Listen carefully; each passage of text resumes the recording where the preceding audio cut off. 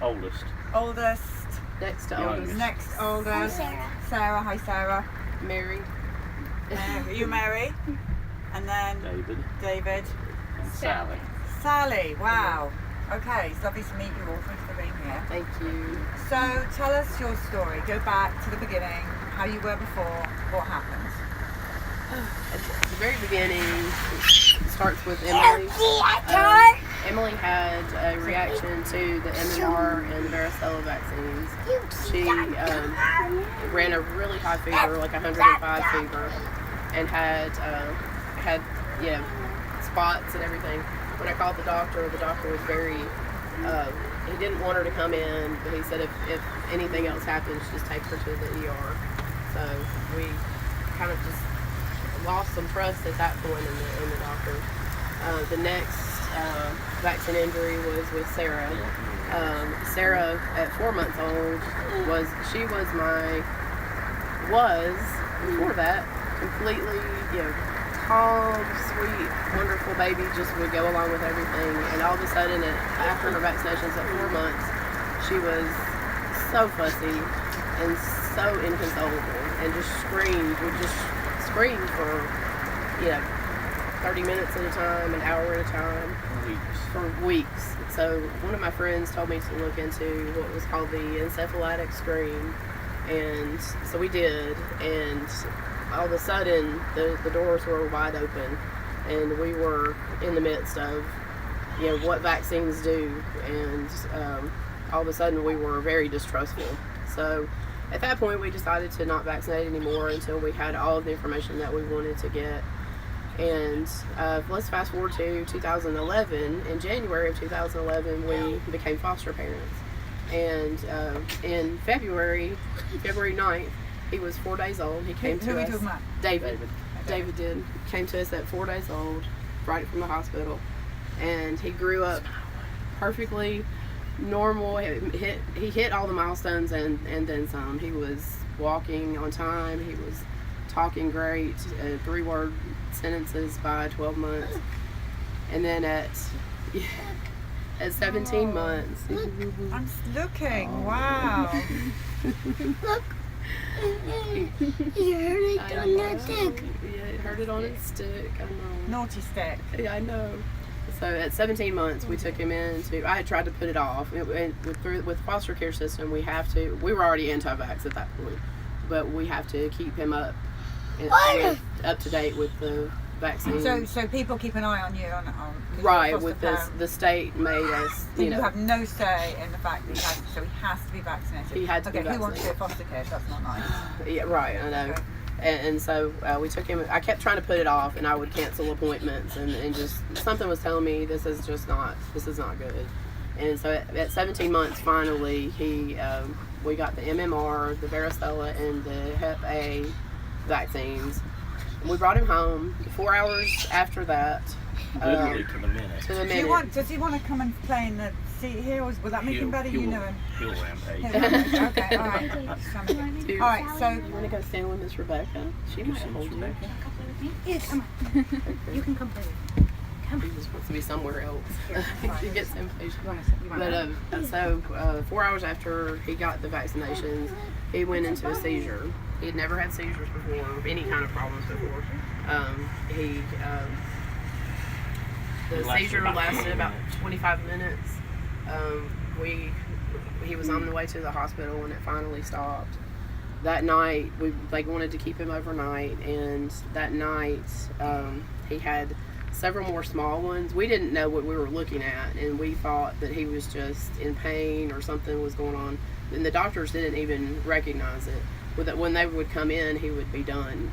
With the episode, it would be done.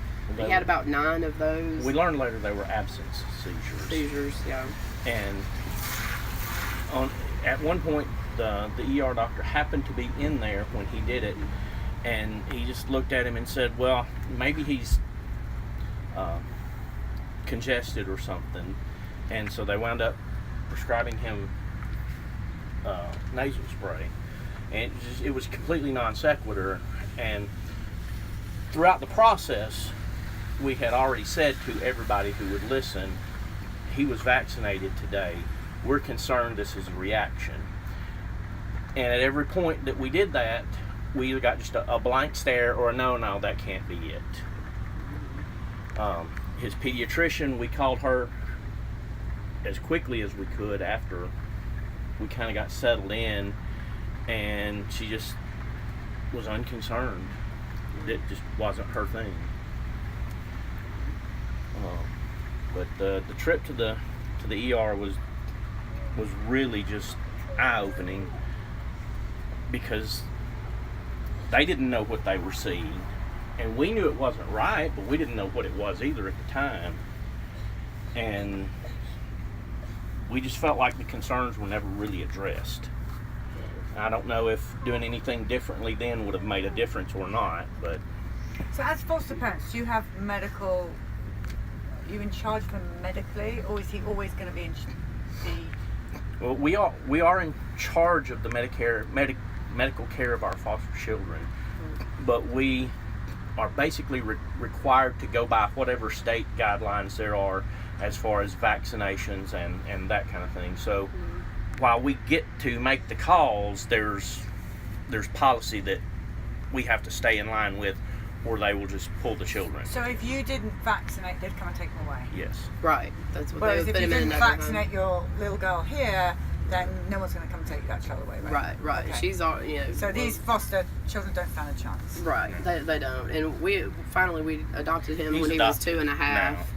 And so thankfully, you know, and we didn't have, we worked with the social workers, we worked with his guardian ad litem, and they were all in agreement that he didn't need any more vaccinations. So they were going to do whatever they could with the state, if the state had come after them to say, you know, he doesn't need them right now. So, but thankfully at 2.5, we got to adopt him, and we had control at that point to say no more. All right, so let's go back. So he's in hospital. They're really not interested. They send you home? The next morning. Once again, the things that I just will never forget, the doctor came, and the neurologist, I don't know who he was, and he said, talking about children having seizures, the first one is free. We don't do anything. It was probably a febrile seizure. His temperature one is only free. went First up. one is free. Yeah. Meaning they don't really care to investigate it until there's more than one. Yeah. Subsequent ones. They called it a febrile seizure. And it His wasn't. temperature was only about 100. It only got up to 100 the whole time. He did not have febrile seizures. It was not febrile. So Well, it was a tonic-clonic. yeah. And, you know, I guess that was at the point when he said the first one's free and we're not going to do any additional tests or anything else. That's where I just reached the point where I lost any faith or trust I had in the system.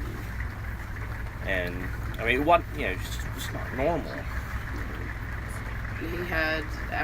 He kept having seizures after that, and was eventually diagnosed with what's called Lennox-Gastaut syndrome, and it's basically an epileptic condition that, you know, could last the rest of his life. It probably will last the rest of his life, and and then we got him diagnosed, and he has autism also. So we did that later. We kind of knew at that point that it was autism, you know, after he lost a lot of the things that he was doing. But we kind of waited because the seizures kind of took precedence over anything else at that point. So, but he does have autism also.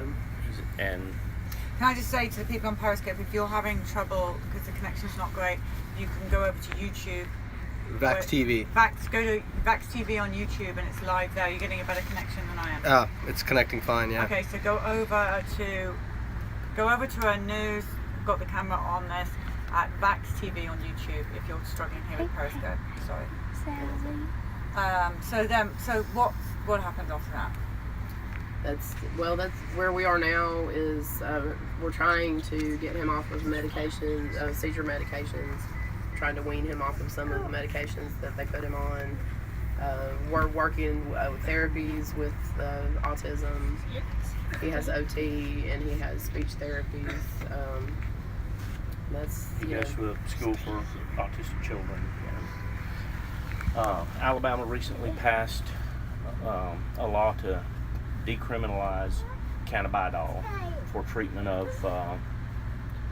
debilitating disorders, and his falls under two of those categories. Yeah, he falls under that from two ways, and we have seen more improvement since we have started that than we ever did with any of the medications, any of the pharmaceuticals. He's been on 4 pharmaceuticals at a time to try to control the seizures. So now that you have him, he's adopted, you're his parents now, is life a lot easier as far as following rules and regulations, or you still kept an eye on? Not really. No, we are his parents on the birth certificate. They actually changed the birth certificate and everything to say that we're his parents. So we really don't get any grief that way. Amy, you should share what happened when you took him to the pediatrician who mentioned vaccinating him without his follow-up visit to the pediatrician. So how old is he now? HPA. When you're He's 5. No, how old is he when you're talking about this? You're going to the pediatrician? 17 months. 17 months. He was 17 months when it happened. So the follow-up visit, the pediatrician wanted to give him the next round of vaccinations. Yeah. And by this time we had started the learning process, and we understood what VEERS was and what it was for, and we requested the pediatrician make a report, and she refused. I think we did self-report, We did. but I don't know that those carry the same weight as a pediatrician's report. So how has it affected you? You've got a large family here. What do you girls think about what's happened to your now brother? I mean, I hate it. It was a really rough time for me and for all of us, because by that time, since we'd had him since he was born, basically, we loved him like he was our brother, and he didn't know any different, and it was just really hard for us to see him going through all of that. Yes. Thank you for saying that. It is hard, and it should never have happened. So what is your advice to parents out there? What do you say to them? Please don't do any vaccinations until you have exhausted all resources and research.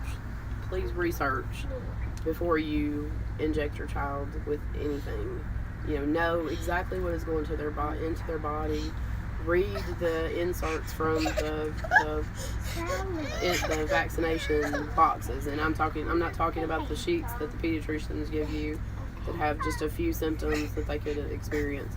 The sheets are as big as me, and have lists a mile long of contraindications that mean that so certain people shouldn't have them, and certain reactions could happen.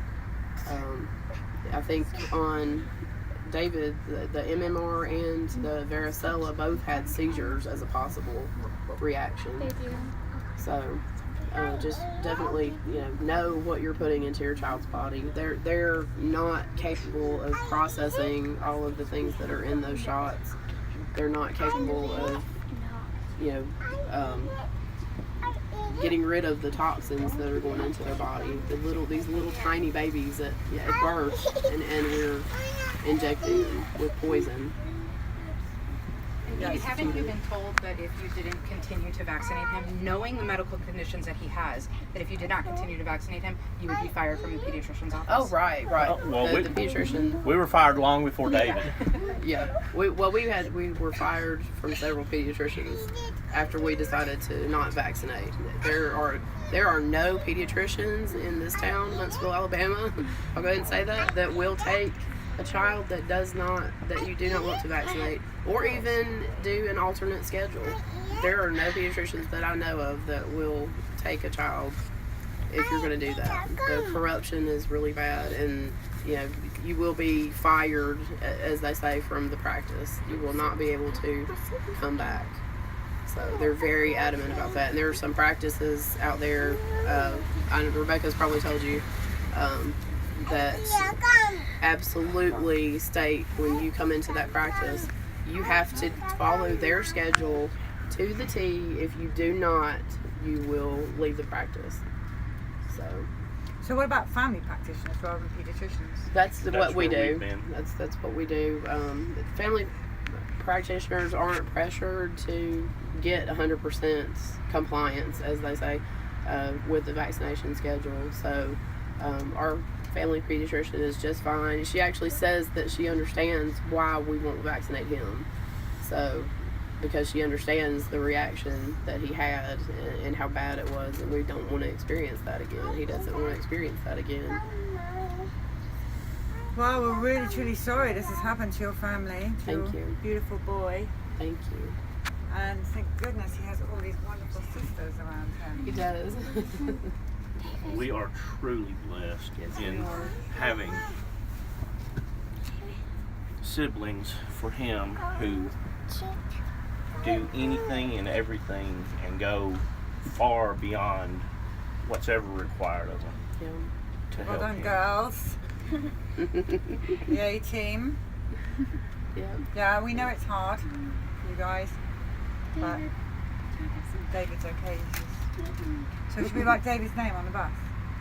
I think We, Oh, I we did it have already, didn't I? sent- I did sent it, sorry. to- See, this I'd is love the to thing. find it and get his picture by Okay, what number was he? 2004. Okay, we're gonna need a lot of eyes on the bus to find 2004.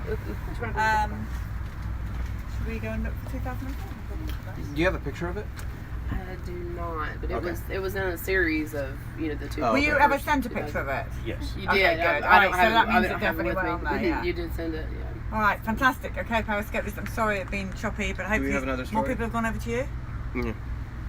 Yeah. Well, not that many, but Okay, go over to. What's it called again? Vaxxed TV. Vaxxed TV. On YouTube. Yeah. All right. Do we have a second story? Yeah, we just have the one today. Oh, okay, gotcha. We need to go Whether through we on did or our not, I was going to schedule. come Periscope. Well, it was her brother, and they just Yeah, could her not get parents here. were gonna come, but they've had some complications with them.